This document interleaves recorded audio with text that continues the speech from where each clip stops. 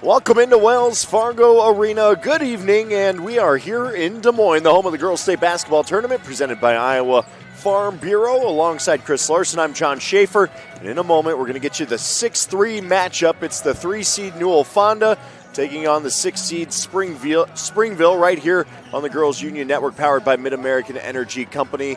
Again, John Schaefer alongside Chris Larson back at it tonight for the final nightcap. A little bit earlier start tonight, Chris, than what we had in our about 8:45 tip, right? It felt like last night, but a good matchup no less as we wrap up the 1A bracket. Newell-Fonda and Springville both enter 20-4. Yeah, you know, two really storied programs have had a lot of recent success.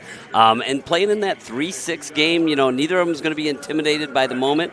There's one more spot in the semis, and you know, both of them have the talent, the coaching, and the ability. Let's see who plays better tonight. Well, you mentioned that storied history. Both of these teams have stretches of 3 straight titles dating back to 2016. Springville went 16, 17, 18. Newell-Fonda followed it right up in 19, 20, and 21. 6 straight years between these two teams of 1A titles, and certainly trying to get back into that spot. Newell-Fonda's lost in the championship game each of the last 2 years. Yeah, that's not bad history, is it, John? Any school would take that right there. So it should be a fun one. All righty, well, we'll get back to you after a quick break here. We'll show you the road to state as well as a quick look around the seeds to success for tonight's matchup. Here in Greater Des Moines, we're the unexpected sports mecca that feels like home. We are the big ballers, the little kickers, the underdogs, and the bulldogs. We've got events wacky and wild, big and small, we host them all. That old sports cliche, nobody believes in us? Nah, when you come here, you'll believe. Because in Des Moines, only the S's are silent. Let's go! At Mid-American Energy, we're one company serving 1.6 million people who all need energy that's available 24/7. That's why we work 24/7. That's why we make investments. Both here. Cap, all right. Cap, thank you. Just double checking.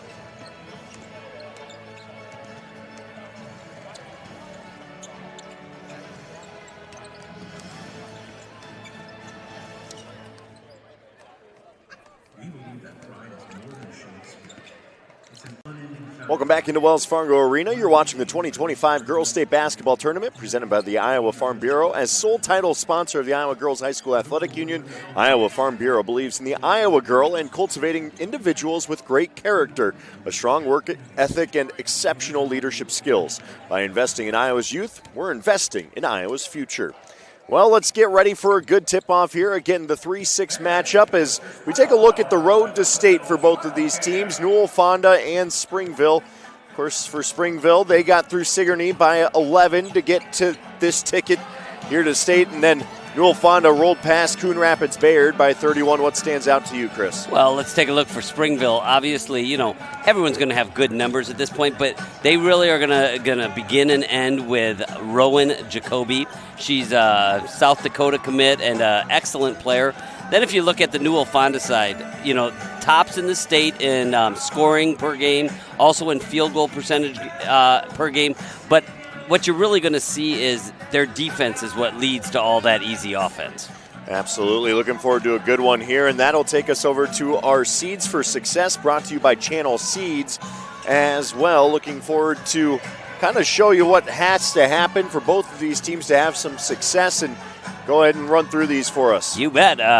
Start off 8 would be great. That would be 8 years in a row with a first-round win at the state tournament.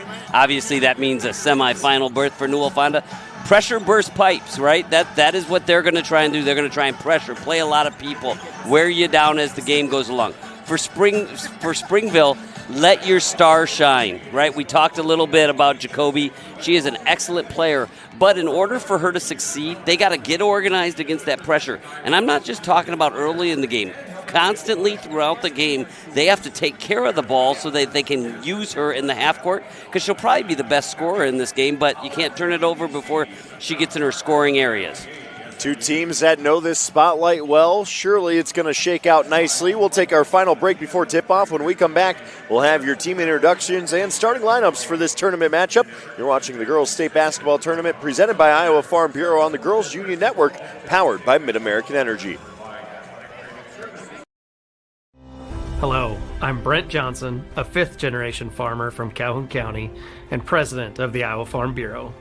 And I'm Erin Gerlich, executive director of the Iowa Girls High School Athletic Union. We're excited to have you join us for the Girls State Basketball Tournament. The Iowa Farm Bureau is proud to be the title sponsor of this amazing event. Iowa's farmers work endlessly to grow and raise nutritious food and sustain our local communities. Similarly, Iowa's student athletes dedicate countless hours to train and excel in their sport. Partnering with the Iowa Girls High School Athletic Union allows us to celebrate farmers and student athletes while supporting and empowering the Iowa girl. Reaching the state tournament is a tremendous achievement, and it requires strong support. Thanks to the Iowa Farm Bureau, we can celebrate and honor students for their accomplishments on the basketball court and in the classroom. The Iowa Farm Bureau is dedicated to your success, assisting our organization in providing awards, grants and scholarships, as well as concussion insurance and these wonderful championship hats.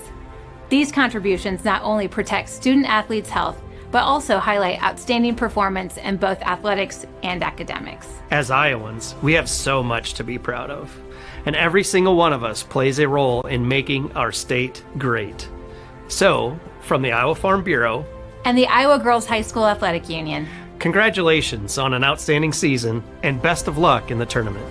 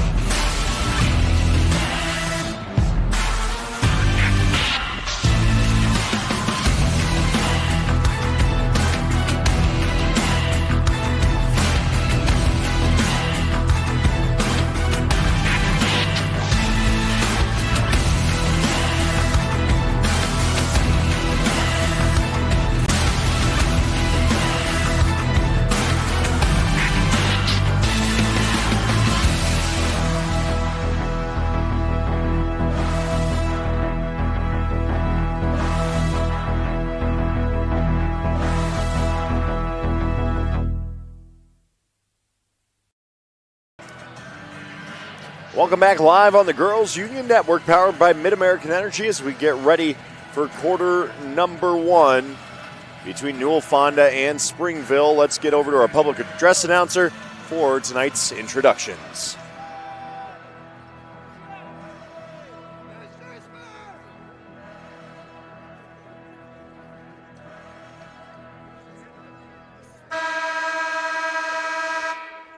Fans, welcome to tonight's 2025 Girls State Basketball quarterfinal matchup featuring the Springville Orioles and the Newell-Fonda Mustangs. Fans, tradition is an important part of the Iowa Girls High School Athletic Union's storied history. Because our past is an integral part of what we do today, we ask that everyone in attendance please join in a round of applause to show our appreciation to all the women who have participated in high school athletics in Iowa. Because once an Iowa girl, always an Iowa girl. Fans, at this time, the Iowa Girls High School Athletic Union and the Iowa Farm Bureau would like to recognize the outstanding sportsmanship shown by Springville High School and Newell-Fonda High School. In recognition of the importance of good sportsmanship, each state qualifying school was asked to nominate a spectator who represents their school and community in a sportsmanlike manner. Karina Romero from Murray High School, a member of the IGHSAU Student Athlete Advisory Committee, will present each nominee with a certificate of recognition and a $250 check payable to their school scholarship fund. Please join us in honoring these individuals whose decorum and respect for others serves as a model for all spectators attending interscholastic events. From Springville High School, Gretchen Eastman. And from Newell-Fonda High School, Dana Sievert.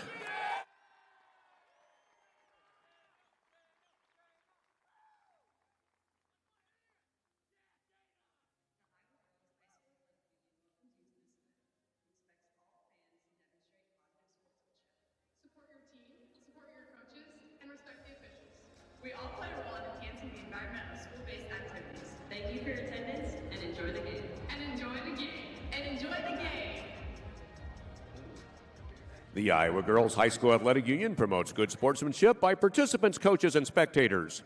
We request your cooperation by supporting the participants and officials and spectators in a positive manner. Profanity, racial, sexist, or abusive comments or intimidating actions directed at officials, participants, coaches, team representatives, or event personnel will not be tolerated in our grounds for removal. We thank you for your cooperation and invite you to enjoy the game. Fans, it's now time to introduce the players in tonight's quarterfinal matchup. First, the non-starters for the Springville Orioles. Number 12, Hayden Robertson. Number 14, Madison Williams. Number 21, Ella Hogue. Number 22, Callie Green. Number 24, Reese Tritle. Number 31, Morgan Demeen. And number 35, Abigail Schwiebert. The assistant coaches for Springville are Tyler Hushak and Nick Merritt.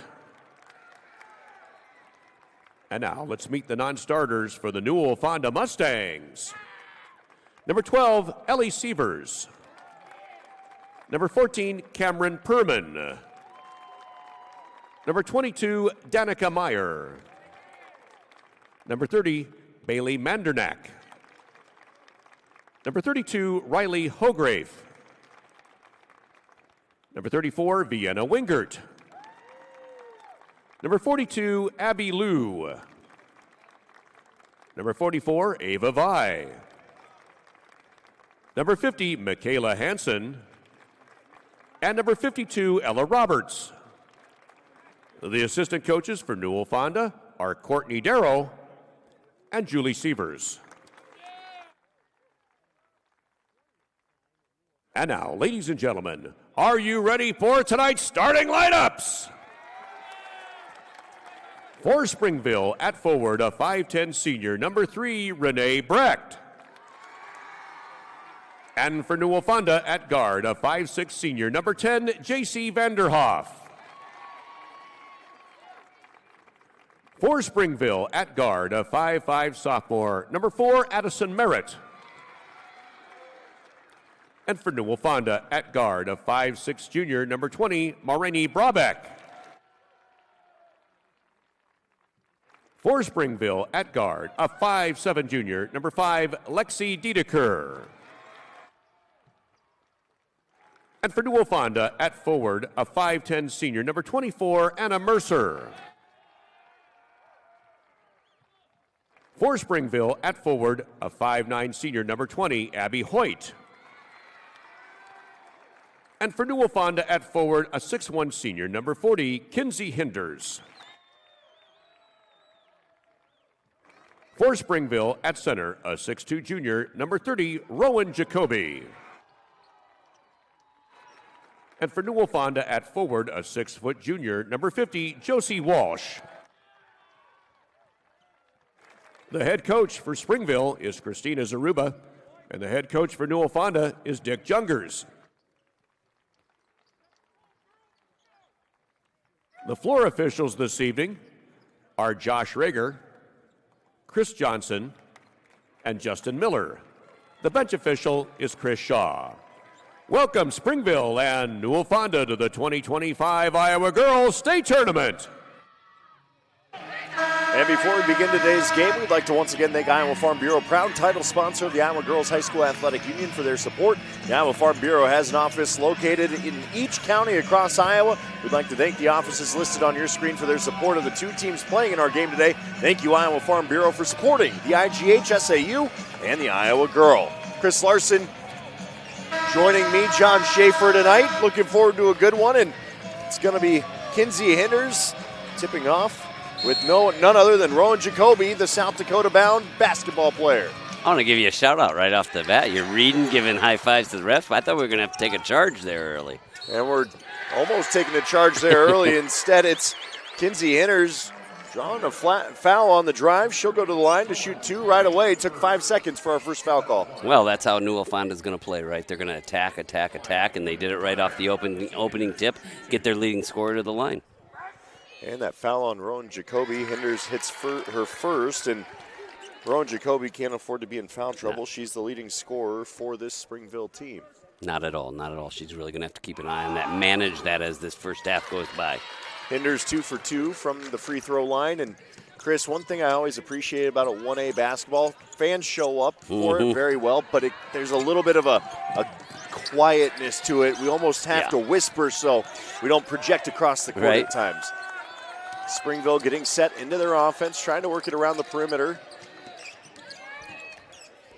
Addison Merritt gets into some trouble there, creates the turnover, does Newell-Fonda. They're out in transition. Shacey Vanderhoff, she'll throw the skip pass across to Hinders. Hinders back to Vanderhoff.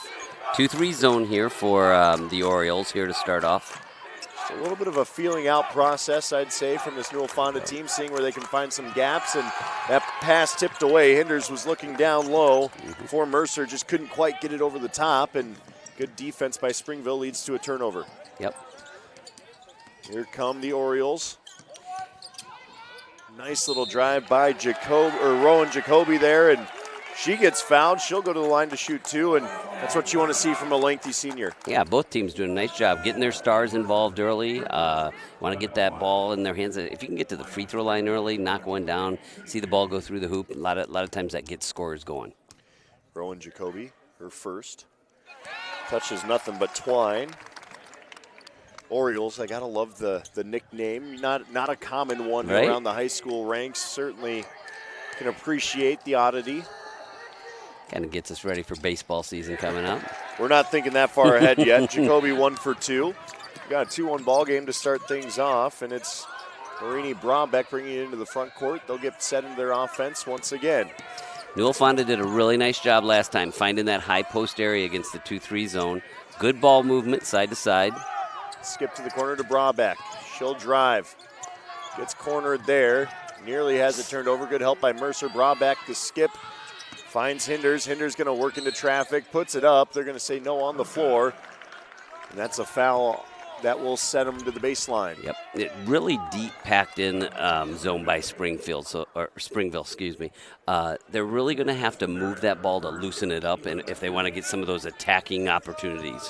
We've seen the skip passes, not creating much there, but there's a nice little look from Hinders on the inbounds play. Doesn't quite go, and Springville now going to have to break the press. And you'll see, look at Newell-Fonda will pick up full court even on misses. They're going to play man-to-man, but they're going to scramble out of it and trap all over. You're going to have to really be alert, and all 5 girls are going to have to be involved for Springville. Look at that. Nice find down low, and then the near finish by Jacoby. Tries to come up with her own rebound. Doesn't, but she comes up with a steal, up and in for 2. Sticks with it, does Rowan Jacoby for our first field goal of the game. Something I've observed all week here, it's something that they, looking as the week goes along, once you get that defensive rebound, you got to really be alert. There's a lot of girls who do a good job hanging around and get those steals. Feed down low, putting it up but not quite in was Josie Walsh. She'll go to the line to shoot 2, though.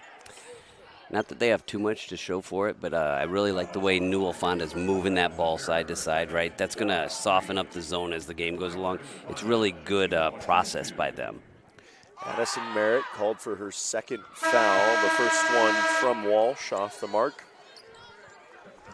Merritt's going to stick in there as we do get our first substitutions of the game. Substitutions in today's match brought to you by IMT Insurance. Learn how you can be worry-free with IMT at imtins.com. I was excited to see Ellie Sievers get in there. Second leading scorer as a freshman at 14 points a game. Obviously, in their system, they're going to sub a lot. I don't think they necessarily care so much who starts and who comes off the bench. But she's a really talented young player, so we'll keep our eye on her all night.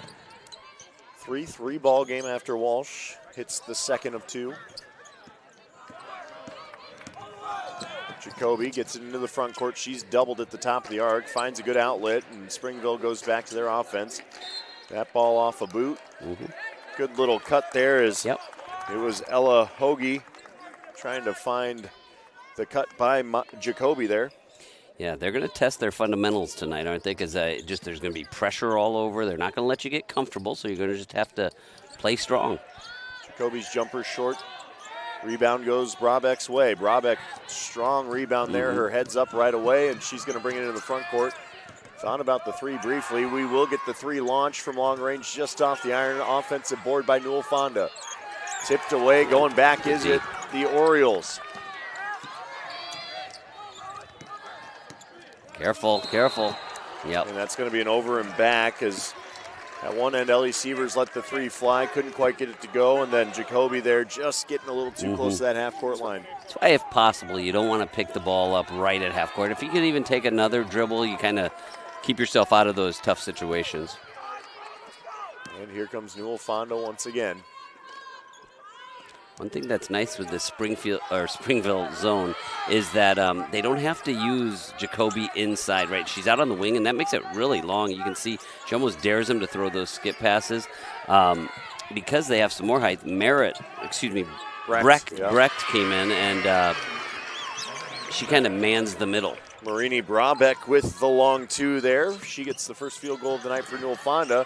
She's in on that press, and nice break by Springville. They've got open players underneath. The bucket and the foul. 3-point potential play here for Springville on the beautiful finish by Ella Hogue.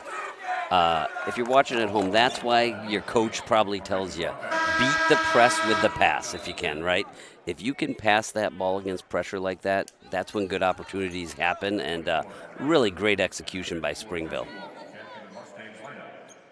So Ella Hogue will try and complete the 3-point play. Clings off the iron. Rebound goes Newell-Fonda's way. Fans wanted a travel call. We play on. Again, packed in 2-3 zone. Newell-Fonda wants to find that high post if they can, but they're really packing it in there. I think Springville's just saying, you know what, you can try and beat us with threes. We'll take that all day. They don't want to get beat in the post, as you said. 100%. And so if that's not your strength, what you got to do is just make sure you're reversing the ball to loosen it up a little bit. The three off the mark. Springville comes up with the rebound briefly, not quite, and that is going to be a travel. Tell you what, it's a dogfight down there. Every time the shot goes up, they're fighting for the ball on both sides. Ava V came up with the travel.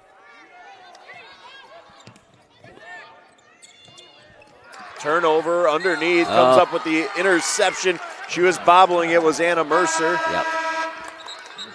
They do call a travel there. I don't think they count the finish. Nope. Unfortunately for her, I thought she was bobbling it all the way to the hoop, but I don't know if she ever really fully got possession of it, but it looks so funny. Sometimes that just draws the call. There's another steal. Mercer comes away with the steal. Shot up is too strong there by Sievers. And we're going to get a push. This one's going to go against Brabeck. Once again, I think that's her second. It is. Again, same thing. I think that you can see Coach Junger's he's going to just keep rotating the next person in. And so, there's a lot of teams in the past that they'll tell their girls that, don't mind, we're going to press, we're going to do what we do. Don't let fouls worry you and how they're calling, because we got plenty of ammunition on the bench, and there you have it right there. Steal by Walsh going back the other way. Kick out, here comes the three from Mercer off the mark. Tipped up and corralled, though. Nice job by Walsh. Turnover, though, created by Hogue. And then here comes Springville once again. Up to Hogue. Hogue will settle things down here. Over to Kaylee Green. Green working it over to Lexi Diedeker. Down to the corner. Feed inside to Jacoby, just a little bit strong. She wasn't quite ready for it. Newell-Fonda coming right back at it. It's Hinders again. She'll kick out. Walsh thought about the three instead. Drives down the lane. Floater goes. Beautiful move by Josie Walsh. Yeah, how about that? Nice little shot fake by the 6-footer and got it into a scoring area. Really, really well executed. That ball's going to stay with Springville. Almost saved there by Hinders. And right now, both teams still struggling a little bit with the press on both sides. So probably the ball handling hasn't been as crisp as either coach would like it to be. And that's easy for us to say, right? Big floor and just two really athletic teams who, as we speak, there it was again. Yep. Kaylee Green kind of got caught in Coffin's corner and then put her teammate in a bad spot. Here's Walsh now. Up to Hinders. Hinders wants the ball. She'll work it around. Over to Sievers. Sievers' pass gets tipped, and back going the other way now is Lexi Diedeker. Yeah, I think both coaches at the quarter break are going to talk about turnovers because they're going to talk about taking care of that basketball, review some of the fundamentals that you can do in order to take care of the basketball. Hinders puts it up ahead, and a nice finish there by Ellie Sievers. Sievers with her first field goal of the night. That puts Newell-Fonda up 4. Yeah, really nice job by Hinders having her head up and getting it up court. Sievers again coming up.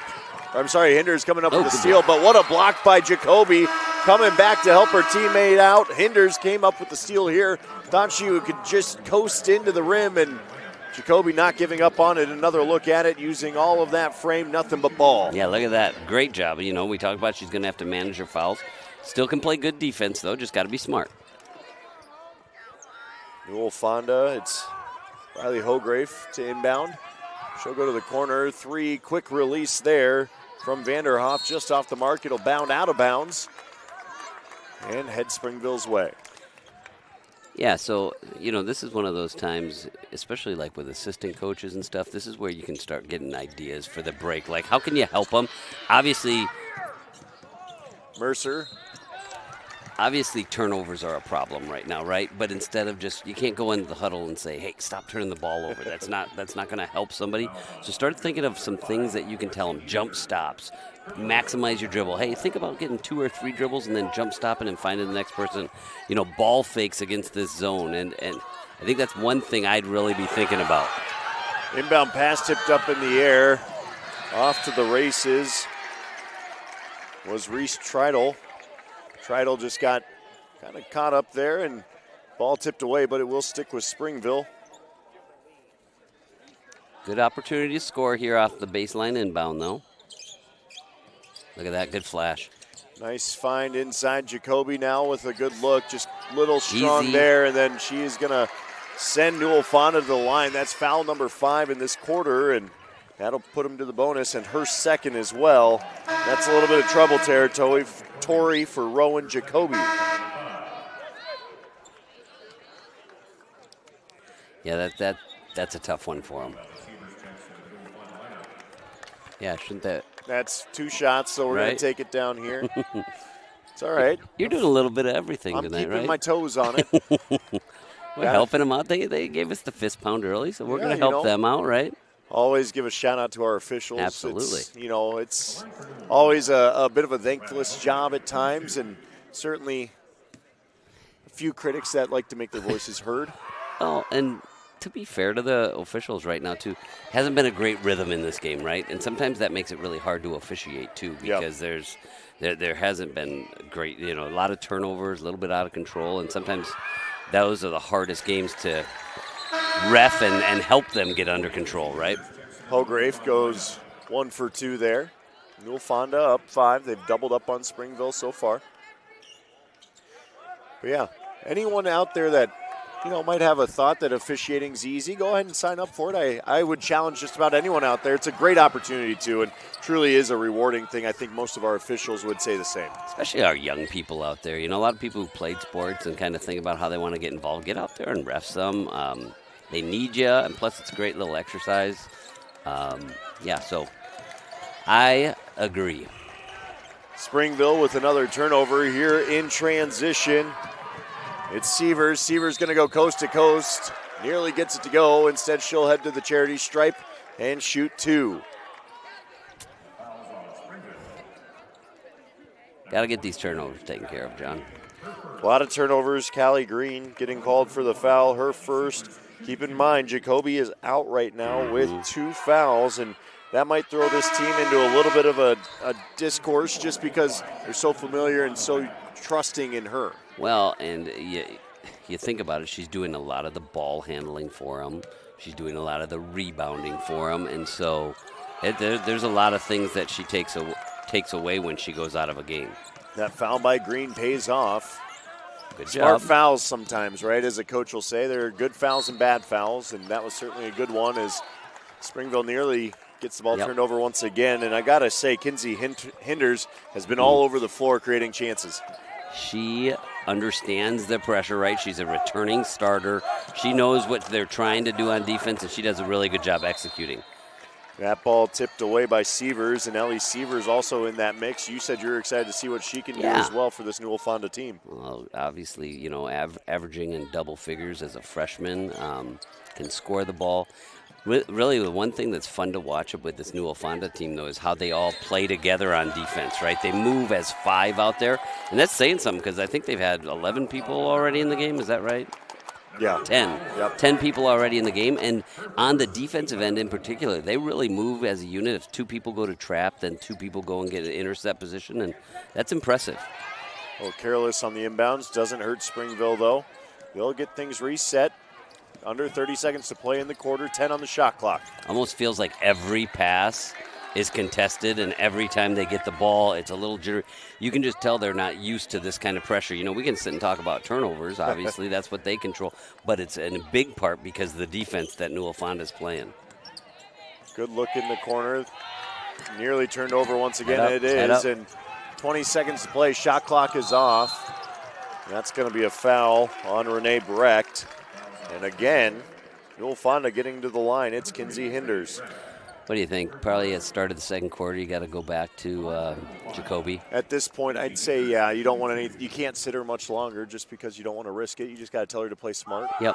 One thing I always like to do as a coach, too, if you have a situation like this, put her back in to start the second quarter and say, hey, we're going to try and get to 2-3 minutes. Then I'm going to give you a break, let you get your mind right again, and then we're going to try and finish out the quarter. Like Hinders second, up and in. Especially with a star player like that she means so much to your team, right? Well, and she's a smart player. She knows how to play in these situations. And you need her out there to kind of help break that press. Under 12 seconds, trying to get something off quick.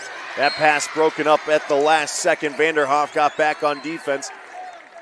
And that's part of the key to that press for Newell-Fonda. If it gets broken, you've got to hustle back to recover. Absolutely. Yep, and they did it really well, right? There is not a – see how they're just anticipating passing lanes? Really good stuff. Up ahead to Sievers. Sievers, the layup can't go. Put back, no good, but again to the line. Will Newell-Fonda go? Riley Hografe put it up on the rebound. Strong offensive board with 2 seconds left, and she earned those 2 shots she's about to get. It's going to be fun to see at the quarter break.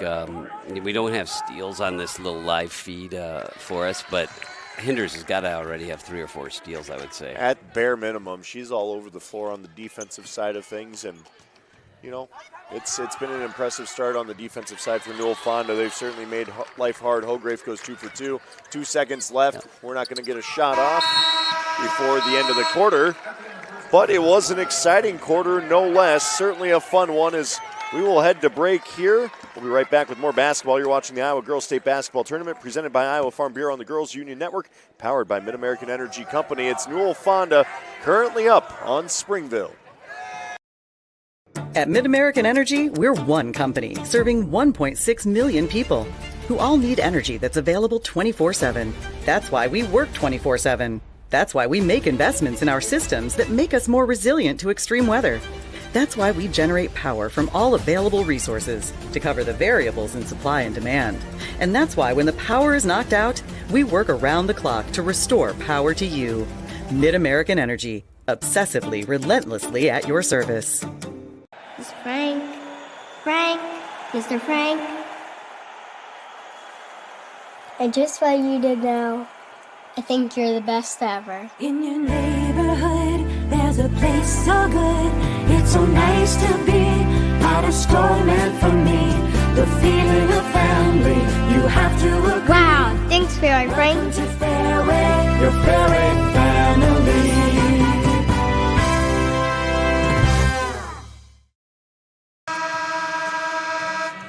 Welcome back into Wells Fargo Arena here in Des Moines. Newell-Fonda up 14-5 on Springville. And Rowan Jacoby does check in. Substitutions brought to you by IMT Insurance. She checks in 2 fouls on the night, but you like this play by Coach. 100%. You know, we used to always say, don't foul out your own players, right? You can't lose the game right now by having her sit on the bench because then the rest of her minutes might not be important minutes anyway. So you got to get her back out there. Now she's got to play smart, right? Look at that. Get her the ball right in there. Nice feed down low. Can't quite get it to go, but she'll go to the stripe. Awesome. Excellent coaching there by Coach Zaruba, right? Get her back in. Obviously, they talked about some things, but I like the way they executed and not only just got her back in, but then used her, and now she's going to the line again. Jacoby's first on the way. She'll drop that first one in. Nice, beautiful stroke there by Rowan Jacoby. Yeah, you can see why a Division I school would want her. She's got great length, really long, has soft touch, moves really well for a 6'2" girl as well. 1 for 2 once again. She's got 2 points so far, or 4 points so far tonight. Hinders goes to the corner. She'll kick it back out. They'll work it 1-2 inside. Down low, nice feed to Walsh. Walsh can't get it to go. Strong board by Jacoby. She'll draw the foul, and that all stems from just going up strong, staying vertical, and fighting off some defenders. Yeah, really. See how she didn't take the outlet pass for granted, right? She stayed strong, earned the foul. Now let's see if they can't execute their press breaker. Anna Mercer with 2 fouls as well, something to keep an eye on there. Good spacing there, and then Reed, who's coming to trap. A little bit softer on that press there, but Springville working it around the horn. Not a lot of space as you dribble into the double team there, does Addison Merritt, but she's able to come back with it, throws it across. Quick feed down low, short jumper. Will rattle in and out. It was a good look for Abby Hoyt, but an offensive board once again. Hoyt sticking with it, down low to Jacoby. Turned over, it's Mercer coming up with it, and she'll dribble it back up, outlet ahead, Hinders. Back into Mercer. Mercer steps through, a little strong. Walsh ties it up, that'll be a held ball. And really quick across Iowa, hundreds of neighborhood banks are providing jobs, supporting businesses, and strengthening our communities. Here, success is built by you, and the life you build is backed by Iowa Banks. See what we mean at iowabankers.com. Another wave, right? 3 more subs coming back in. I will say, though, Hinders, just love the way she plays. She sees the floor on offense, always seems to be kind of in control of everything out there.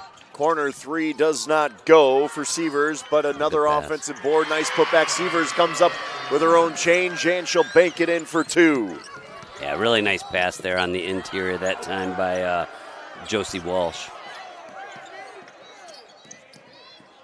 Going back at it is Merritt. Merritt will go to the top of the arc to Dedeker. Dedeker for 3, just left of the hoop, and it's a defensive rebound for Newell-Fonda as they'll get back set. They're up 10, trying to build on that lead. Brabeck thought about it. So did Hinders. Back to Brabeck. Brabeck inside to Walsh. Walsh kicks out. Corner 3. Yes, it is good from J.C. Vanderhoff. Really good ball movement, right? Side to side. A lot of different people touch that ball on that possession, and then you end up with an open shot. And just when you play good basketball, it seems to find the net. Then at the defensive end, it's Vanderhoff coming away with another one, and that's going to be a travel on Hinders. And I think Newell-Fonda fans wanted a foul call, but they say play on. I think that's a good no-foul call. It's just a little awkward, a little bit of a stumble there by Hinders, but no less. Good defense by J.C. Vanderhoff to come up with the turnover. Hopefully she's all right there. Got hit in the lip a little bit. But, yeah, just kind of one of those plays, right?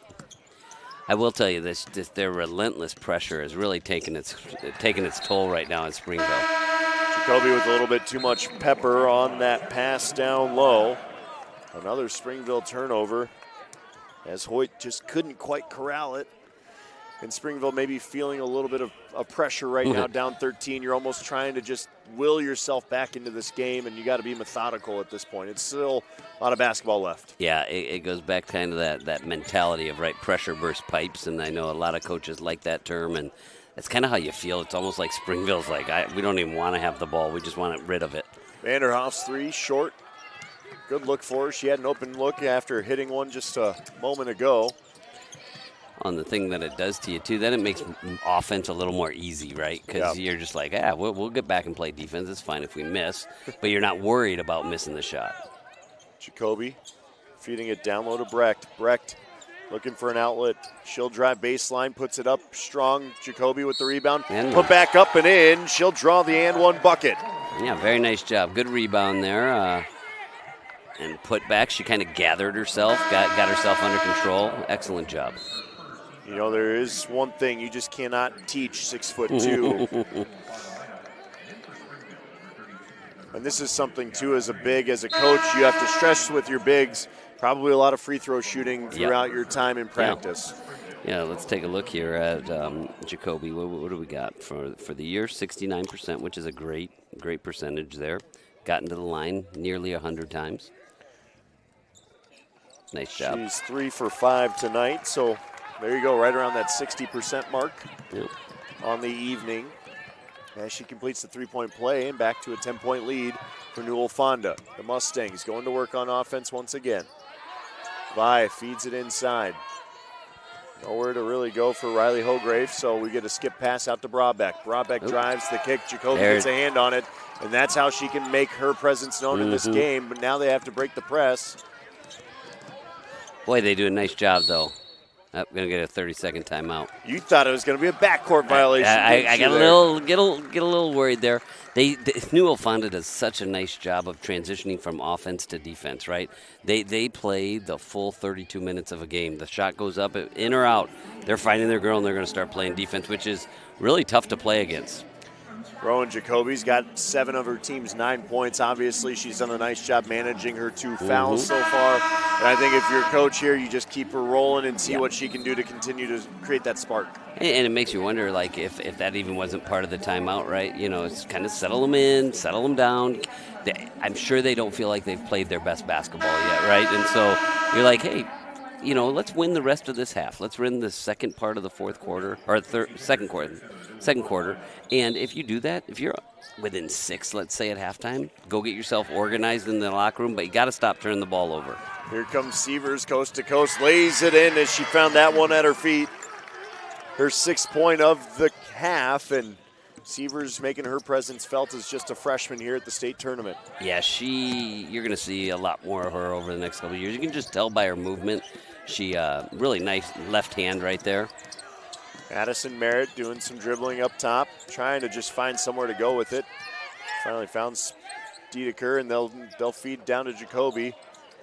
Recht wasn't quite ready for the pass from Jacoby, and now Newell-Fonda will get reset. Nice find down low. Mercer goes up, can't get the lefty to go. Jacoby comes up with the board, and now we're getting some more open basketball. Merritt takes it into the half court. Vi doing a good job defending here. You know, we talked. The 3 from Merritt comes up short. Rebound Newell-Fonda. Hinders, though. Gets it knocked away, and that's a tough one on Jacoby. She was going for the ball and gets a little bit of body there. Well, decision time right here. I'd probably give her just a rest for a second. It's defensive end. She trusts her, though. She knows her own team. I was going to comment, you know, you kind of start hearing it this time of game where everyone's like panicking a little bit on the Springville side. You know, that you got crowd yelling at them. It's hard, though, right? You're not used to playing against similar teams that have as many good athletes as you do, because in your area you've been winning all those games. And that's what Newell-Fonda does, right? They just, with their pressure, they make it really tough to play a good, clean game. Vanderhoff skip pass across to Vi. Vi going to drive, finds Walsh down low. Walsh chucks it up, doesn't get it to go, gets her own board, puts it back up and in. It's nice Josie job. Walsh with her 2nd bucket of the night. And coach sticking with Jacoby in this situation, and I think that's one of those spots, too. You're down 12. Yeah. You're probably like, you know what, we just got to keep rolling with her and see where it'll take us. Similar to what we were talking about earlier, right? You can't lose it right now. You can't get down 18 by the end of the first half.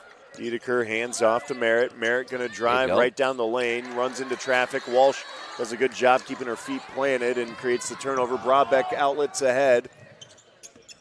That's a good example of one, right? She's done that same thing all year, and it's been an assist and a layup, and everyone's happy. She did the exact same process. It's just a little bit better defense. Vi going to kick it over to the corner. Sievers baseline drive. Kicks it out to Brabeck. Brabeck hesitates. Runner, floater, no. Gets her own rebound at her feet. No, she does not. Instead, it's Dedeker coming away with it. Turnover, though. Walsh comes up with it and puts it home. Josie Walsh with 6 points, 7 points now on the night. Boy, they hawk after that ball, don't they? They just get after it everywhere. But look at their engagement. No one is not engaged. They really move well. Baseline drive, good, and goes for Jacoby. I'm sorry, that was Dedeker on the bucket. Bodies amongst all of that going on. It was tough to see. Vanderhoff thought about the three. Instead, settles things down, feeds it inside to Walsh. Walsh puts it off the glass, doesn't go. Jacoby comes away with it.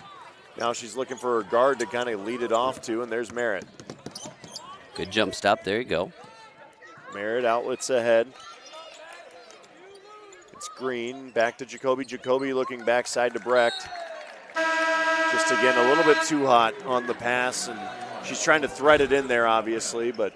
And I can speak from experience on this one, John. You know, Pella and Mark Core and all his good teams over the year, this is the exact same defensive style to play. And it's exhausting, as much as it is physically exhausting, mentally, because every pass is challenged. It feels like everywhere you go, you're getting double teamed. And it's really hard to execute. And then the even more difficult thing is to mentally stay engaged, right? And keep telling yourself to think good thoughts.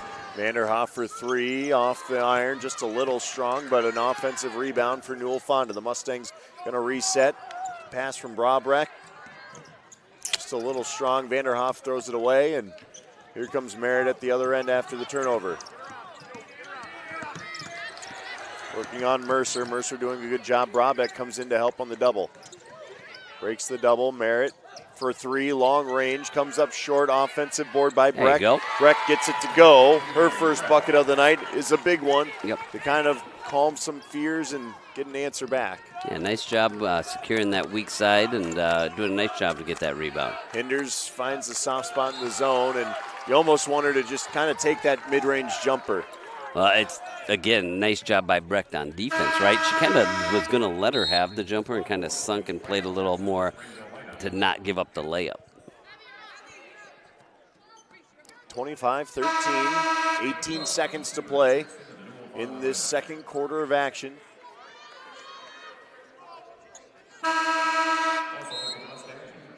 We'll get you complete stats here at half as well and get a look at turnovers and some of those steal numbers if we can. Well, and again, it's just hard to simulate this kind of pressure, right, when you haven't seen it before. And they're trying their best out there. It just, you know, you look at Addison Merritt, who's doing a lot of the ball handling. She has 48 threes on the year. She hasn't had 1 second where she hasn't had a defender right in her face, though. So, you know, these are the things that have been successful, they're taken away from you. Well, and again, when a team speeds you up, that forces some of those tough passes. Yeah. Those passes get a little bit more pace on them, and then it's sailing a little bit on you. I mean, it's just like a quarterback maybe getting a little too jump happy, and we're under 7 seconds. It's Hinder's going to look for an outlet. Vi over to Vanderhoff. Vanderhoff for three at the buzzer. No. Good look. Good look. That is how the half will end. 25-13, Newell-Fonda leading Springville.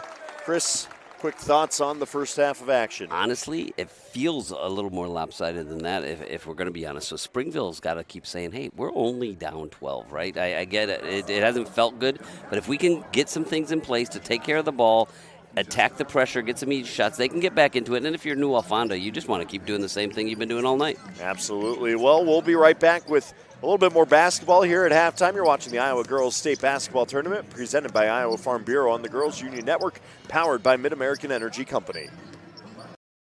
Here in Greater Des Moines, we're the unexpected sports mecca that feels like home. We are the big ballers, the little kickers, the underdogs, and the bulldogs. We've got events wacky and wild, big and small, we host them all. That old sports cliche, nobody believes in us? Nah, when you come here, you'll believe. Because in Des Moines, only the S's are silent.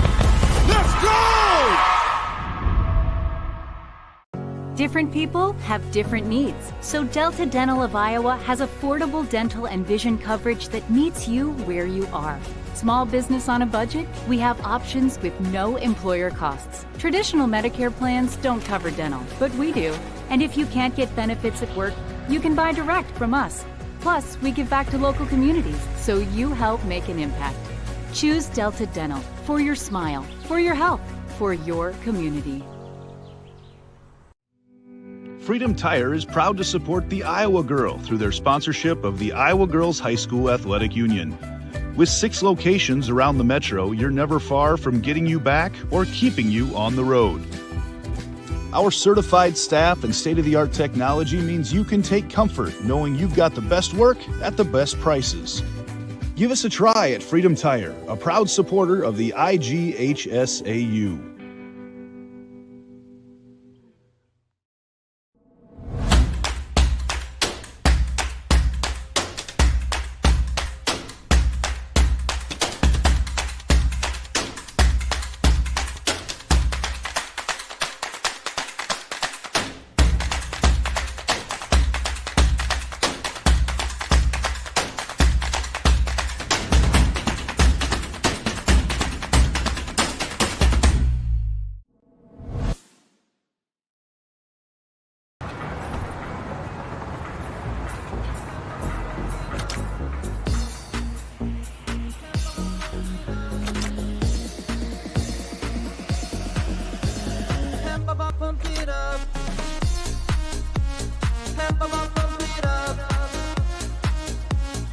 Fuel choice that's cheaper, homegrown, and better for the planet? Now that's worth the hype.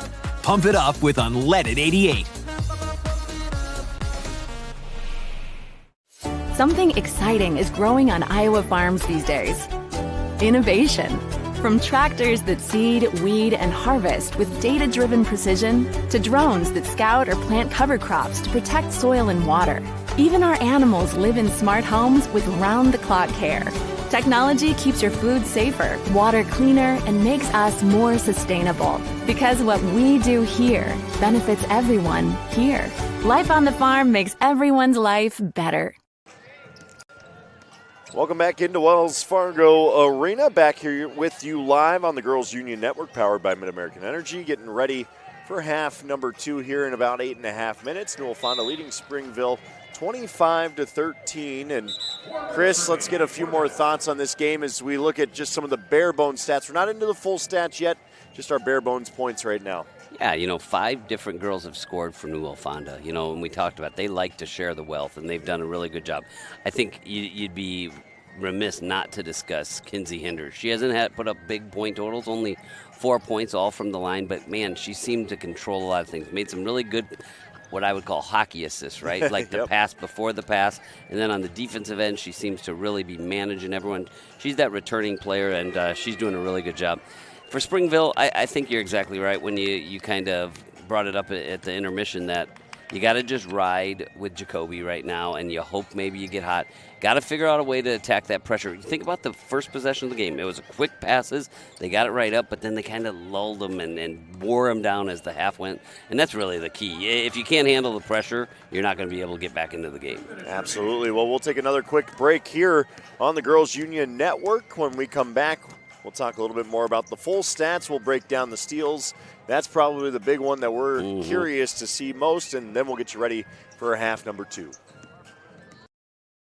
At Mid-American Energy, we're one company serving 1.6 million people who all need energy that's available 24/7. That's why we work 24/7. That's why we make investments in our systems that make us more resilient to extreme weather. That's why we generate power from all available resources to cover the variables in supply and demand. And that's why when the power is knocked out, we work around the clock to restore power to you. Mid-American Energy, obsessively, relentlessly at your service. Excelling in athletics takes teamwork, dedication, and a commitment to excellence. These are the same qualities that help our pig farmers and our communities thrive. The Iowa Pork Producers Association is proud to support statewide high school athletics and the student athletes who make us all proud. Visit iowapork.org/WeCare to meet the people behind the pork and hear about our winning approach to caring for our pigs, the environment, and our communities. SWIC is a community. Southwestern Community College is a place in rural southwest Iowa where students from across the world come to be a part of a tight-knit family, Spartan Nation, where they study, train, grow, thrive, and are called by name, not by number. At SWIC, we are one.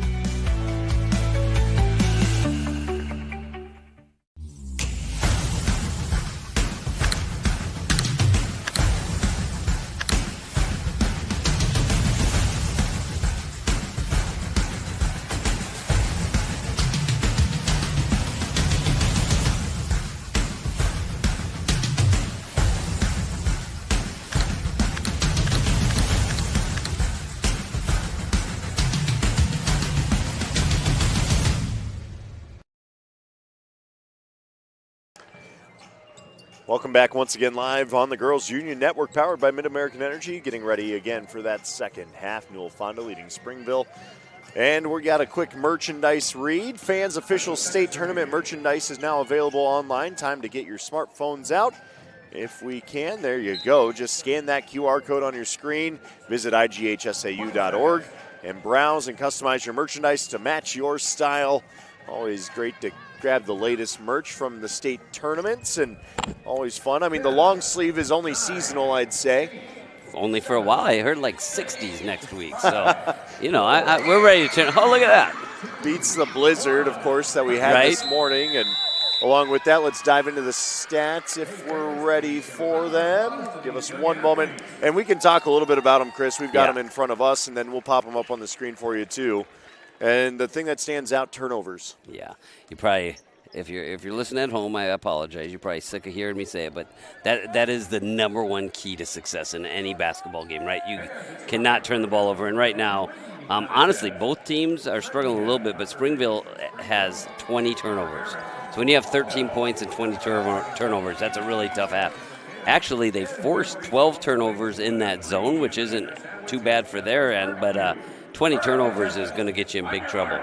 A couple double-double watches to keep in mind as well. Josie Walsh, she's got 7 points. She has 8 rebounds. She also has 4 steals going into the half number 2. And then with her, Kinsey Hinders actually has more steals than points. 5 steals, 4 points. She's been active as well on both ends of the floor. Maybe I haven't talked quite as much about Josie Walsh, but she's done a really nice job. And plus, made a couple nice passes on the interior. Handles that zone really well, so she's done a good job.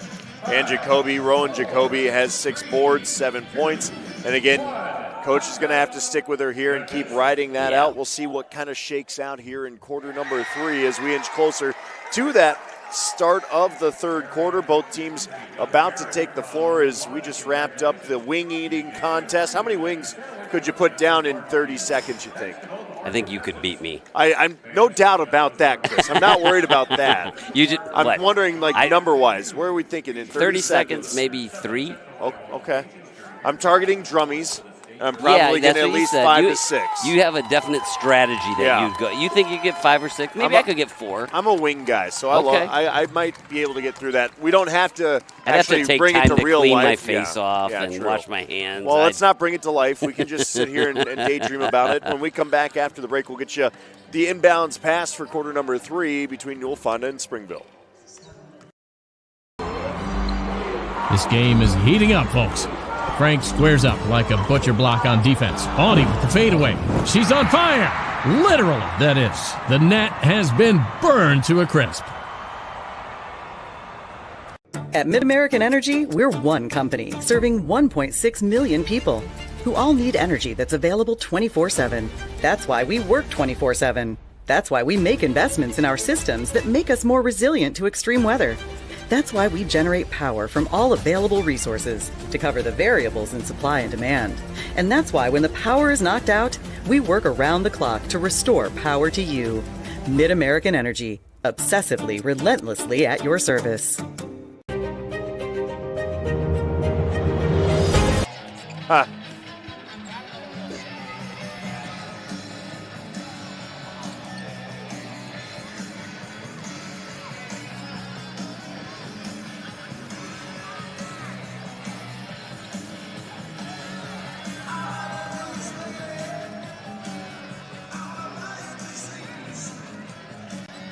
And we're back live inside of Wells Fargo Arena in Des Moines, Iowa. Quarterfinal action in Class 1A wrapping up here tonight as Newell-Fonda and Springville are our final quarterfinal game. Earlier tonight, North Lynn took it to Gladbrook Rhinebeck. Winner of this game will get North Lynn. The 1A bracket, pretty interesting when you really get down to it. I'm going to get to it myself here as St. Albert beat Dunkerton 42-31 earlier today. And Bishop Garrigan doubles up on Montezuma 69-31. So it'll be Bishop Garrigan against St. Albert in the first semifinal of 1A. Again, North Lynn topping Gladbrook Rhinebeck. And the winner of Newell-Fonda Springville will play North Lynn. All right. Well, So coming out of the break, I'm going to ask you, if you're the Orioles coach, what are you saying? What's your messaging? Yeah, well, the nice thing is they get the ball to start the second half, right? And I saw her. She was kind of reiterating to her team what set she wants them in. She, hopefully they drew up something against this pressure and wants to, counter the pressure. And if they can get an easy look, then drop back into your zone. Keep doing what you're doing on defense, but you're getting the stops. You just got to get shots on offense, right? If you look at it, they only got 14 shots up in the entire first half. So take care of it so you can get some opportunities. Dedeker on the inbounds to Merritt. Newell-Fonda going right back to a little bit of pressure from Brabeck. Merritt to Dedeker. Dedeker in, down low. Shouldn't say too low there at the elbow. Nice little floater by Jacoby, and that's how you start or want to start if you are the Orioles, as Rowan Jacoby gets the first points of the third quarter. Little fake handoff there. She turned over opposite shoulder, got the defense going the other way. Nice job. Good job, coach, by setting up a good play to get him started as well. Mustangs playing a little bit of quarter court action over there in the corner. Skip pass to Vanderhoff. She was looking into the post, didn't have an outlet there. She's hounded. Dedeker doing a good job making life tough as Walsh drives and runs into traffic, gets the ball swatted away, and then that ball tipped out of bounds by Mercer. Again, you got to keep your head on a swivel there, because anytime you have the ball, it seems like Newell-Fonda is just right on it. You are so right on that, John. Like, it is. You cannot take a dribble without knowing your surroundings in this court. And that's communication, too. As a teammate, you got to be shouting back pressure or whatever it might be. And that was a quick 5 count, and that'll be a turnover on the inbound. I know officials always hate that one. It was like he blew it right as she was passing, and so it looked a little weird. But she had been holding it for a while. It's like the play clock as we get a long 3 there. Not necessarily maybe the look you want out of it. And then we're going to get a jump ball tied up by Mercer. Again, Mercer just hounding things, but quick release from Kinsey Hinders, and corner 3, she liked the look. 10-point game. Brabeck out top. Here's Hinders back to Walsh. Walsh nearly picked off. We got a double dribble in the key, and that's a turnover. Springville now kind of making life a little bit harder with that zone. Yeah, they've done a good job with their zone, right? It's been these transition points and the off the turnovers that have gotten them in trouble. Merritt will dribble it. She kind of commands this offense. She's picked up her dribble right before half. Nearly sails it out of bounds. Nice save there to keep it in by Abby Hoyt. Going to get a timeout. We're going to get a full timeout, and that will take us to break here. We'll be right back with more basketball. You're watching the Iowa Girls State Basketball Tournament presented by Iowa Farm Bureau on the Girls Union Network, powered by Mid-American Energy Company. American Energy, we're one company serving 1.6 million people who all need energy that's available 24/7. That's why we work 24/7. That's why we make investments in our systems that make us more resilient to extreme weather. That's why we generate power from all available resources to cover the variables in supply and demand. And that's why when the power is knocked out, we work around the clock to restore power to you. Mid-American Energy, obsessively, relentlessly at your service. American Energy, we're one company serving 1.6 million people who all need energy that's available 24/7. Springville making this an interesting one once again, under 7 minutes to play in the third quarter. Down 10, but they possessed and controlled a lot of the pace of this third quarter, a minute 8 into it. Yeah, I think Coach Zaruba right there just thought they were in a little trouble, and she's like, I'm going to try and keep this game close as long as I can, do everything I can to help my team out. Now I'd look for them to run another little set and trying to get some action to where they end up with Jacoby getting the ball back. Dedeker crosses over, hands off to Merritt. Merritt hounded by Brabeck, going to drive down the lane, little floater just off the mark. Jacoby comes up with it, going to be tied up. Held ball as Mercer also had her paws on it. Ball will stay with Springville. It's a tough ask for Merritt too, right? Like, she's a good player. She's averaging 12.5 points, 4.5 rebounds, 4 steals. She's done a lot for him this year, but this pressure can be really hard to play against. Out to Jacoby. Jacoby's going to pop the 3 just off the mark. Good look for her, though. Very good. Hasn't hit a ton of threes this season, but she has it in her game. Got to keep playing defense if you're Springville, and obviously if you're Newell-Fonda. Get back to what you were doing well in that first quarter, ball movement. Yeah. Hinders takes an extra step there, and again, Newell-Fonda getting a little careless offensively, and that's keeping Springville around. 100%. They got to get back to getting that ball and player movement, ball reversals against the zone. Use the pass against the zone. You don't want to dribble too much. Merritt gets it up, but breaks that press once again, and I think that's part of it too. That press, not only does it work to create turnovers, it forces some mental mistakes, and it can also eat up some of that shot clock. Yeah, 100%. And I bet you, Coach Jungers and his staffs over there, one of the things they really like is deflections, because they just want to get you out of your rhythm, and they do it really well. Newell-Fonda unafraid to roll through the bench, just substituted a trio of players. Substitutions brought to you by IMT Insurance. The kick out by Diedeker, open three, does not go. It was halfway down for Hoyt. Hoyt comes up with her own rebound, though. Jacoby feeds it over to Merritt. Merritt for three, just short again. Good hustle play, and that ball is going to stay with Springville. Okay. Springville is certainly attacking the boards a little bit stronger, I'd say, in quarter number 3, and maybe playing with some mindset of there's no tomorrow. Got to take the lid off the basket. They're going to have to hit one of those perimeter shots. That'll work. Nice feed in off the inbounds by Hoyt to Jacoby, and Jacoby's got 4 now to start this quarter. Okay. Got it back into single digits. Let's see if they can't get another stop on defense.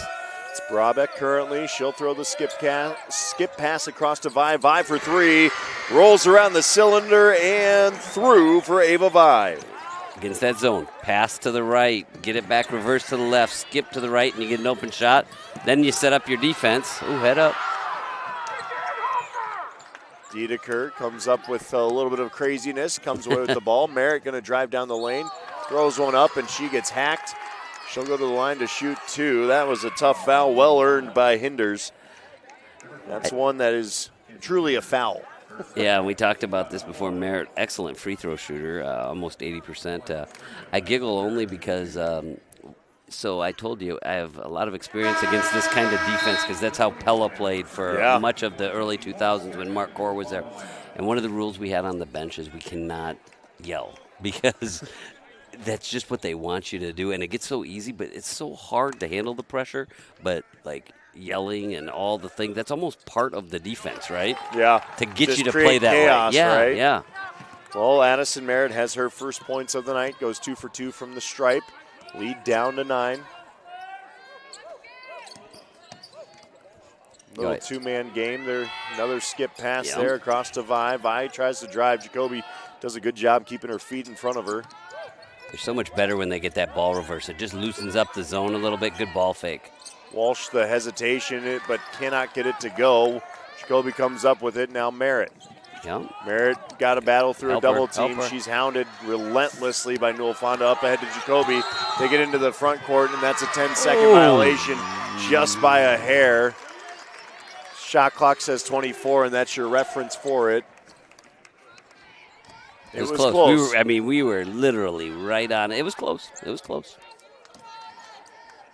Again, that Newell-Fonda press, the double team really made it hard on Merritt there to get any ground, and she did a nice job finding Jacoby, just couldn't quite get across the half-court line. Here comes Newell-Fonda once again. Sievers, they'll work it around the horn once again. I like this when they get that ball moving, they handle this so much better. Nice job. The drive by Walsh doesn't go, a little strong. Here's Merritt once again.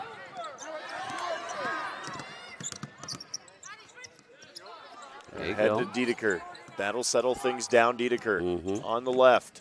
Nice little feed down low to Brecht inside to Jacoby. Jacoby gets that ball batted away by Mercer. Mercer's been battling inside all night with Jacoby as we get 3 more substitutions in.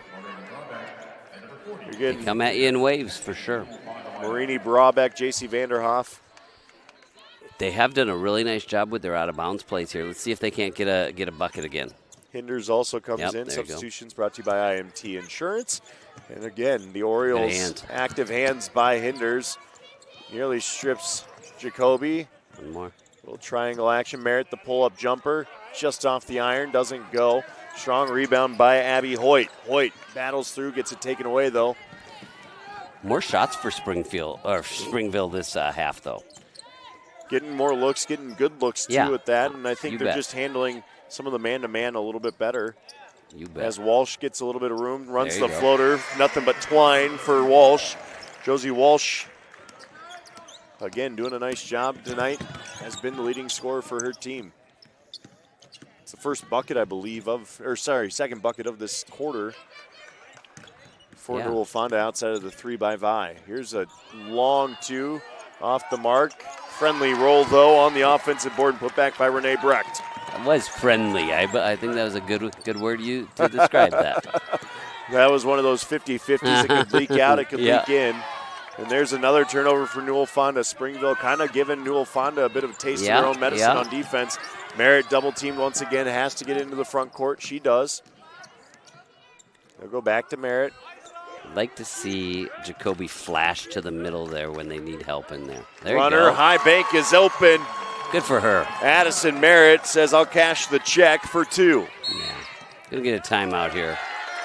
And it's going to be a full timeout. Newell-Fonda sees their lead chipped down to 7. Springville with plenty of momentum here in quarter number 3. 2:15 to play.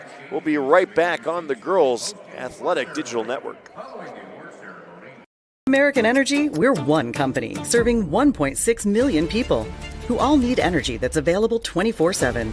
That's why we work 24/7. That's why we make investments in our systems that make us more resilient to extreme weather. That's why we generate power from all available resources to cover the variables in supply and demand. And that's why when the power is knocked out, we work around the clock to restore power to you. Mid-American Energy, obsessively, relentlessly at your service. And we're back at Wells Fargo Arena. Newell-Fonda 30, Springville 23. We are on double-double watch for Josie Walsh. Walsh has 9 and 9 right now. That'd be 9 rebounds, 9 points.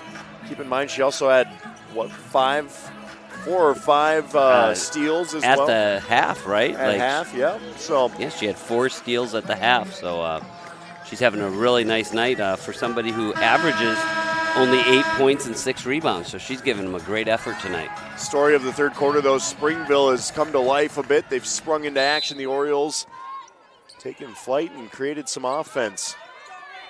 Now Newell-Fonda trying to stop this bleed a little bit. It's Brabeck across to Vi. Vi down low to Hinders.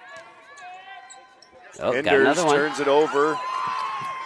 It was into the hands there of Diedeker, and then it's Merritt going to get into the front court. Plenty of time. Bucket Over here to could Jacoby. really get things interesting. Merritt for 3. Really interesting. Just short. Rebound goes Newell-Fonda's way. It's Brabeck coming away with it. Back to Hinders and back to Brabeck. Again, good look, though, for Merritt. Got to just knock one of those threes down, right? It kind of feels like you're going to have to make a shot to get them over the hump. Skip pass went to Hinders. Hinders to Vi. Vi over to Brabeck in the corner. She looks for the 3, not there. Instead Good feeds cut. it. Oh. Tough pass there. Yeah. A little bit hot to handle on the bounce pass as Hinders boots it into no man's land. Well, you know, we said we want to have it if you can get it within 5 going into the fourth quarter, you feel like, hey, we got a chance, especially where they were at, about the middle of the second quarter. Also the big change here in quarter number 3, just 1 foul between these 2 teams. We had quite a few in the first and second quarters. Turnover by Merritt. That ball is going to go back Newell-Fonda's way, and she's frustrated with herself a little bit. Yeah. And it's a hard job. She's really been working hard and doing a good job. She's got to remember, though, straight line dribbles. And if you can't go straight line dribble, jump, stop, and find the next person. And, again, she has the toughest job of everybody on the floor, but she's done it really well in the third quarter. Don't get lazy now right here mentally. Riley Hograve with that skip pass across, and they'll feed it inside to Hinders. Hinders chucks it up and gets it to go. She elevated, didn't really have anywhere to go but towards the hoop with it, and she'll take it.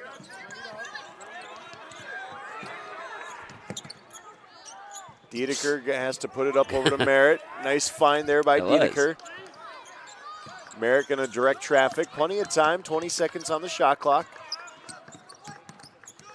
Hinders steps in. Here's Jacoby now. That's going to be a travel. Just an extra step, and I think everyone on the Newell-Fonda side of the floor saw it. All of Newell-Fonda called that travel. It might be a small student section for both these teams, but they are quite loud on both sides Small of it. but mighty. Love to see it. Jersey night over there for Newell-Fonda. Yeah. And no, shot clock is off here as Brabeck looks around. She finds Vi. Vi over to Sievers. They hold for the last shot here. They also get the ball to start the fourth quarter, so that can be a real advantage. Josie Walsh will pass it off to Sievers. Sievers for three, rattles down the triple.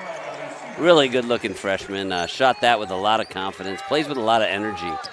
Ellie Sievers' first three of the night. The shot does not get off in time, and Newell-Fonda's lead flares back to 12. They're up 35-23 as we head to quarter number 4. We'll be right back with more basketball, watching the Iowa Girls State Basketball Tournament, presented by Iowa Farm Bureau on the Girls Union Network, powered by Mid-American Energy Company.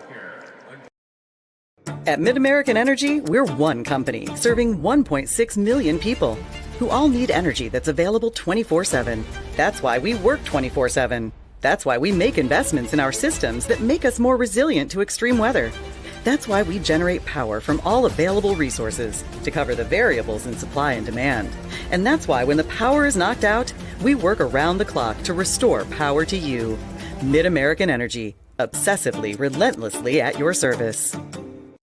Something exciting is growing on Iowa farms these days. Innovation. From tractors that seed, weed, and harvest with data-driven precision to drones that scout or plant cover crops to protect soil and water. Even our animals live in smart homes with round-the-clock care. Technology keeps your food safer, water cleaner, and makes us...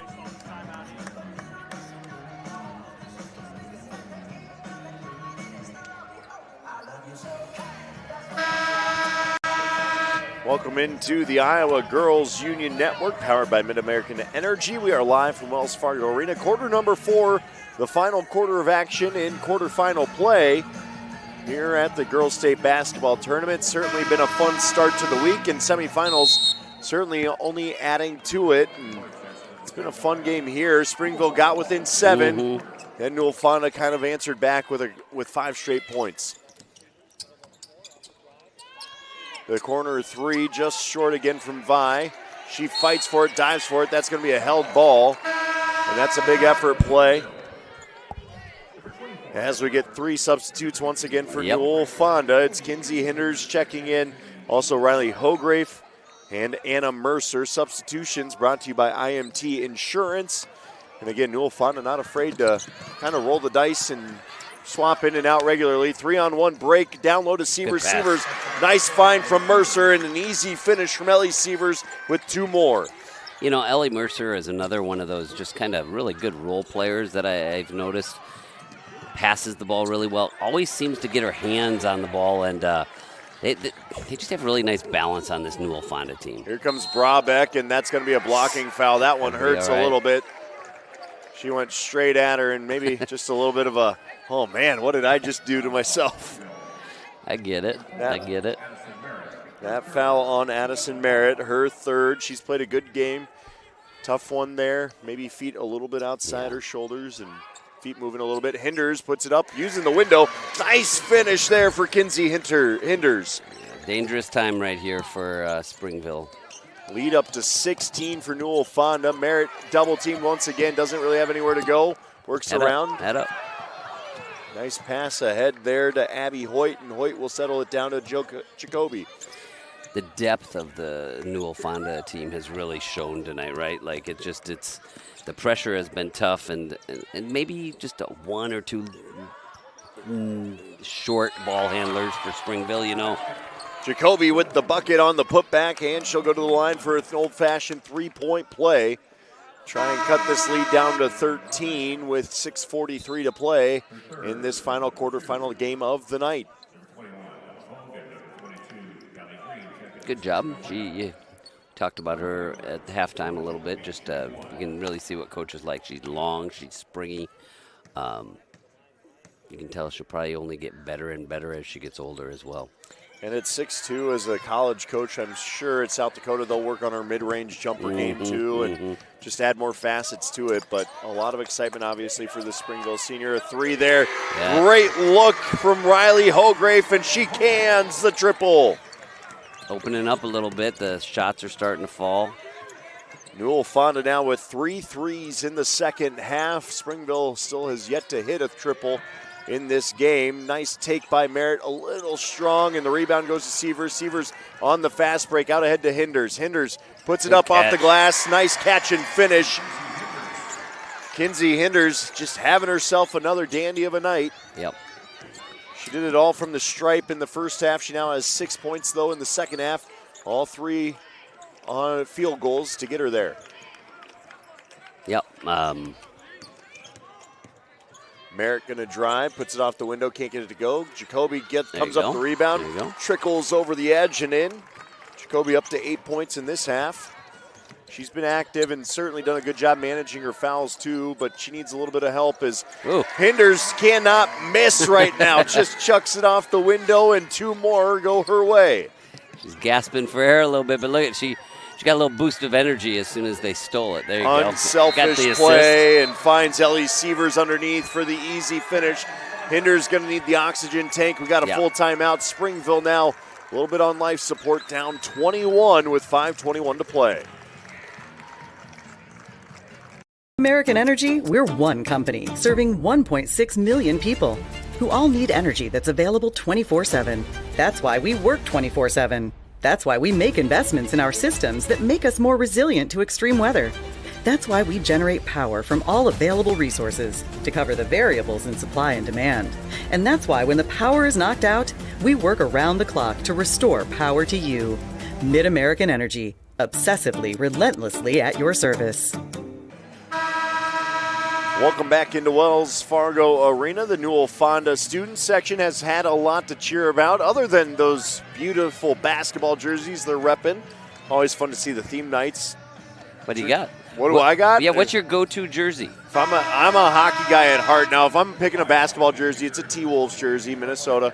If it's a hockey jersey, I'm breaking out a North Dakota Fighting Sioux jersey. So you're a hockey guy. I got to tell you, I got a signed Seth Jones hockey jersey. Ooh, what do you think of that? How'd you pull that off? Well, his dad is married to a former Norwalk great, all-time leading scorer for the Norwalk Warriors, Kelsey Cermak. Interesting. Yeah, and a great friend of our family, and the Warriors play tomorrow for the first time since she won a state title in 2007. Wow, good for her, good for them, and might have to chat with you think? about that Seth Jones jersey one right? of these days. He's bounced around a little bit, but a heck of a defenseman in the NHL. Yeah. Back here, we got a foul on Newell-Fonda. That'll put a baseline inbounds pass. Always fun to talk jerseys and other sports. Obviously, hockey, not a high school sanctioned sport in the state of Iowa, but no less some great club teams around the state, part of the Midwest High School Hockey League. Sioux City won the state title last weekend. With the new facilities, so many now. Oh, look at that. 3, don't blink. Ellie Sievers, her second triple on the night. Cans it from the wing. Boy, we talked about her at the outset, right? Like, we were looking forward to watching her. Big things to come. She does not play like a freshman, and she's going to kind of grow into that length. But, man, I like her ball skills. She plays with a good pace, and she really has a nice stroke. Anna Mercer and Marini Brabeck check in. Substitutions brought to you by IMT Insurance. That there's a steal picked off by Josie Walsh. That's going to be a charge as Merritt steps in and takes it. Does a good job after maybe an errant pass. She does her job to kind of create a turnover of her own. Feet planted, stays vertical. Let's compliment Addison as well. Addison Merritt, that is. And she has had such a tough job today, but then to have that turnover after such a frustrating day and stand in there against somebody who, is 4 or 5 inches taller than you and, still show your toughness in what, is a tough game. That game you're probably going to lose, but that shows a lot from the sophomore. Good look for Dedeker just off the mark. Rebound goes to the Orioles' way. Dedeker couldn't get the finish. And Newell-Fonda comes up with it, and they'll bring it up into the front court. 30 on the shot clock, just about 4 minutes to play in this game. Newell-Fonda up 51-27. Brabeck works it around the corner to Vi. Vi kicks it out. Sievers, the Caitlin Clark range, rims out. Does not go. And look good, though. Loose ball comes up. There's Mercer coming away with it again, and we've got a grabbed wrist. Merritt's fourth.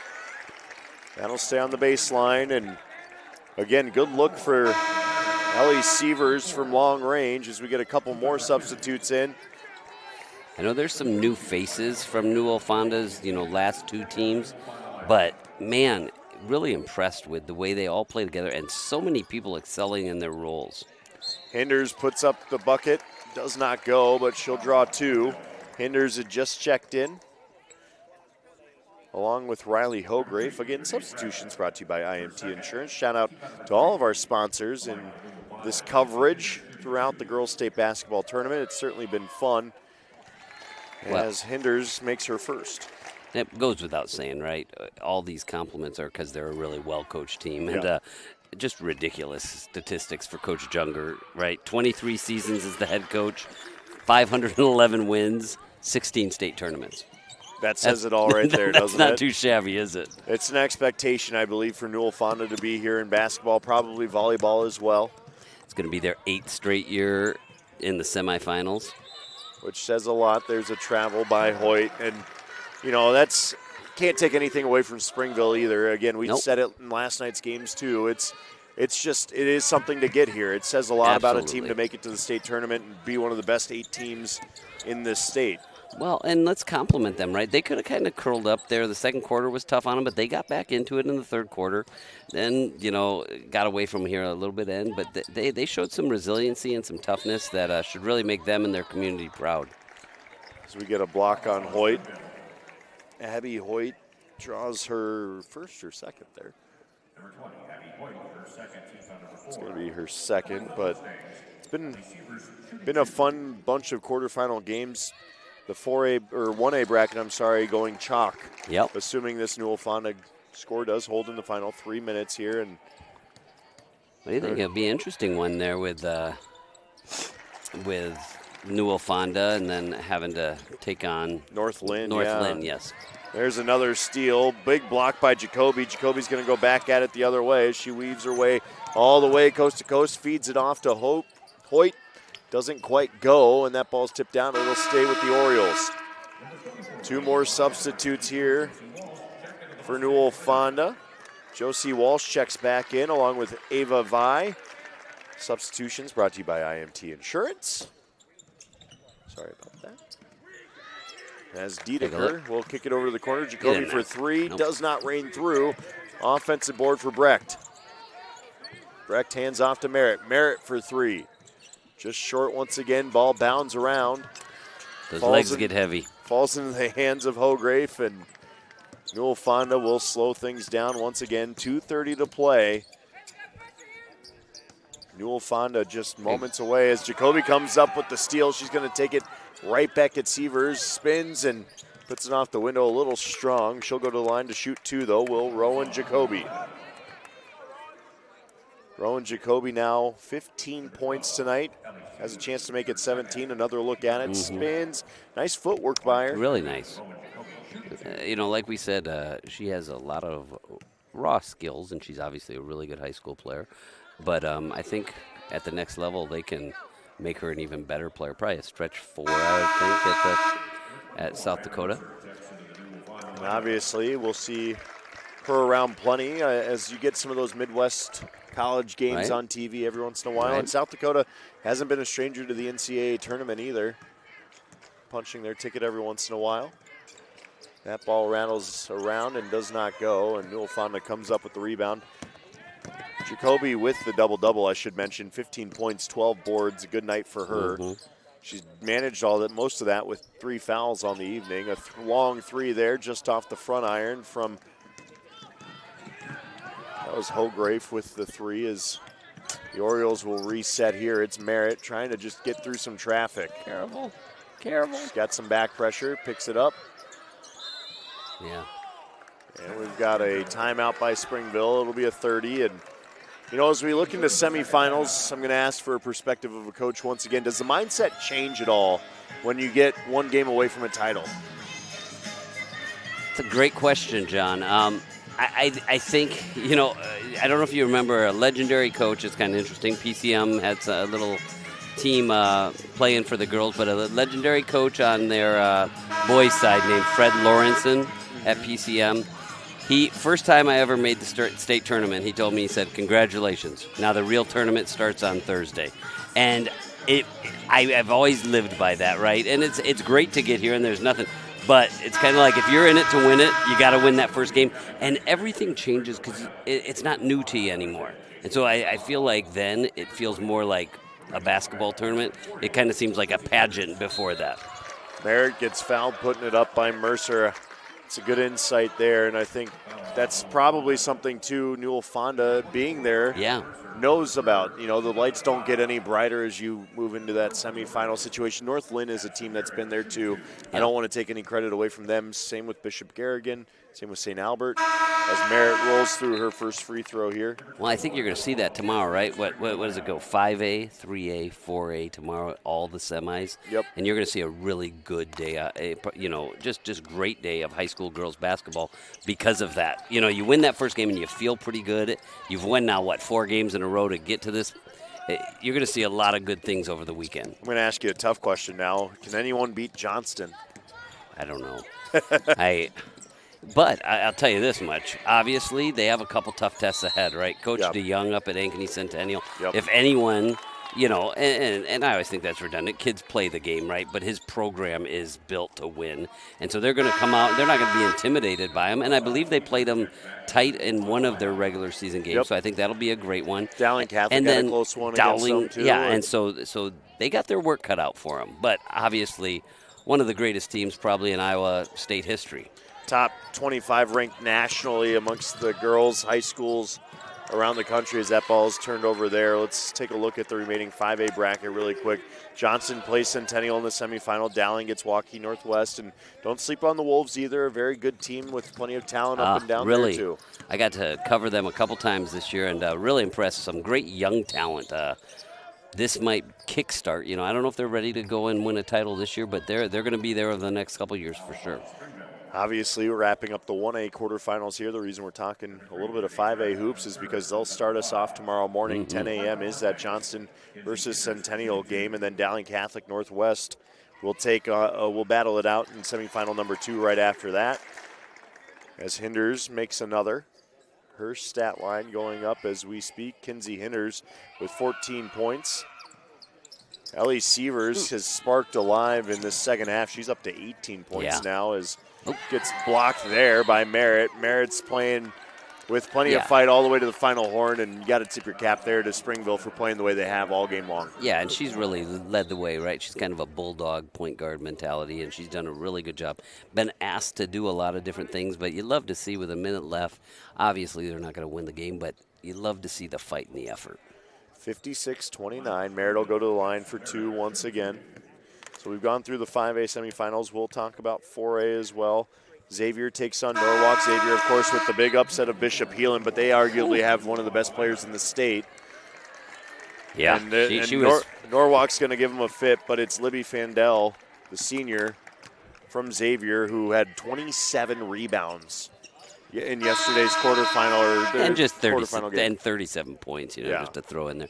Obviously, you know where my heart's at, but I think it's going to be a great battle. So we get all the substitutes in, and both teams getting rounds of applause to their starters. A tip of the cap to all of them.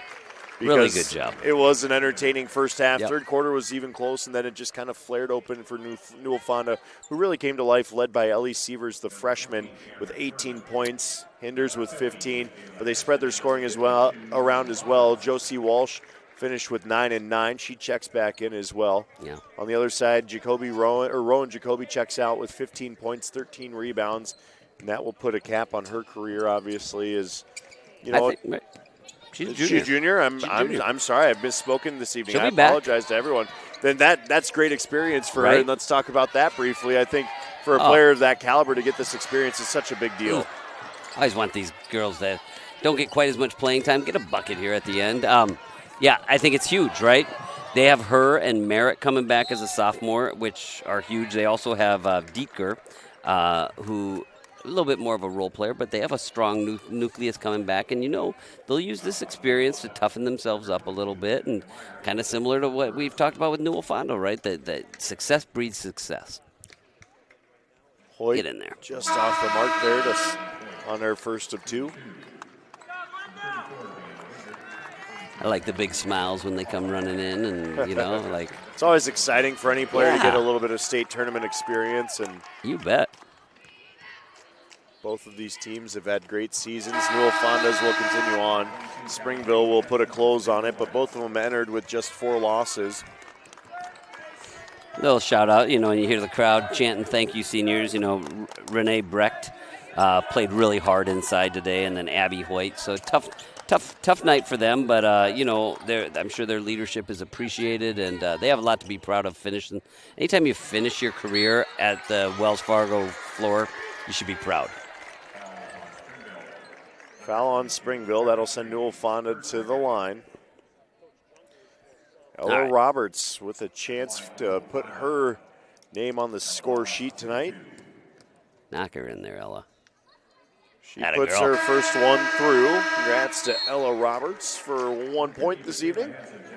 That's a big moment for her, though. Again, anytime your team makes it to state and you get even a minute's worth of play, she's a freshman, right? It's a memory to make. She's going to be one of those that you're sure we're going to be talking about a lot more in a couple years. Rattles down the second as well. Then she'll check out. Another IMT insurance substitution. With a big smile on her face. Good job, Ella. High fives around 2. And again, that whole bench invested in it for both teams. Uh-oh. Turnover going back the other way. Easy up and in. And that's a nice finish by Abby Liu, the freshman as well. Comes up to steal in the finish at the other end. See, and that's how you keep coming back year after year, because these young girls, they are following course and doing a good job out there as well. One more shot. Quick corner look. Shot's not going to get off, and that will put a bow on the 1A quarterfinals. Newell-Fonda tops Springville 60-32. Chris, quick thoughts before we get to the trophy ceremony.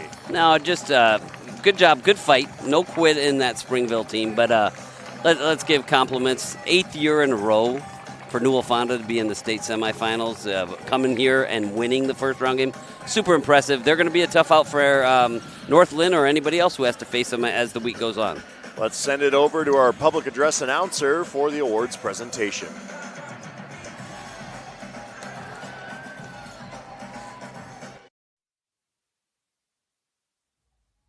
Fans, please direct your attention to the court for the awards presentation.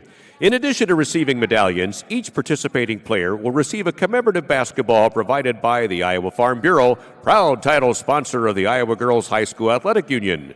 Presenting awards from the IGHSAU, Aaron Gerlich and Gary Ross. Congratulations to head coach Christina Zaruba and the Orioles from Springville on an outstanding basketball season. And now, J.C. Vanderhoff will advance her team to the next round on the official bracket at center court. Newell-Fonda fans, your team advances to the semifinals and will play North Lynn on Friday, March 7th at 3:15 p.m. Fans, on behalf of the Iowa Girls High School Athletic Union, we thank you for your support and attendance. Please drive home safely. And that will put a wrap on things. Newell-Fonda again topping Springville 60-32. Ellie Sievers leads the way for Newell-Fonda tonight with 18 points. Josie Walsh, 9 points, 9 rebounds, 15 points for Kinsey Hinders, and plenty of scoring spread around throughout that Newell-Fonda lineup. On the other side, once again, Rowan Jacoby, the junior, 15 points, 13 rebounds. She led the way there. Addison Merritt had 8 points of her own. And then Renee Brecht, 4 points, 7 rebounds for the senior in her final time wearing that Orioles uniform. Certainly a fun one tonight now for Newell-Fonda looking ahead. Getting a tough North Lynn team. Yeah, but I think they're obviously battle-tested, and they've been there before, so they know what it takes. But super impressed with the connectivity, the organization on the defensive end especially, but then the sharing the ball on the offensive end, obviously really well coached. They are here to win. They're not looking at just coming down, and they're not going to make excuses about losing 4 starters last year. They're a great program. They're going to be a tough out, and for Springville, great effort, no quit, and it was a fun one. Springville finishes the season 20-5 on the year. Newell-Fonda moving to 21-4.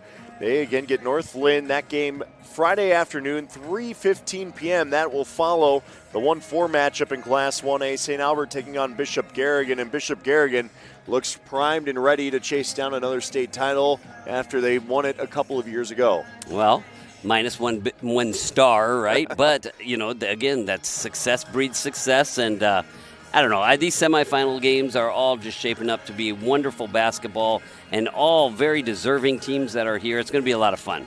Be sure to tune in tomorrow, 10 a.m. We'll get you rolling with 5A semifinals. Thanks again to the Iowa Farm Bureau for presenting the 2025 Girls State Basketball Tournament.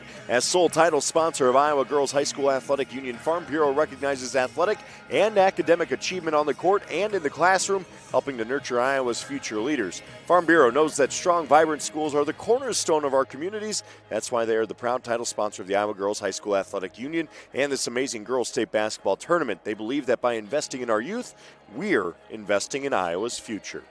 Well, that'll put on a wrap on tonight's game. On behalf of our color analyst, obviously always a pleasure getting together with you, Chris Larson, our producer, Rachel Hawley as well, and all of us here in Des Moines. I'm John Schaefer. Thank you for watching our live coverage of the 2025 Girls State Basketball Tournament presented by Iowa Farm Bureau on the Girls Union Network, powered by Mid-American Energy.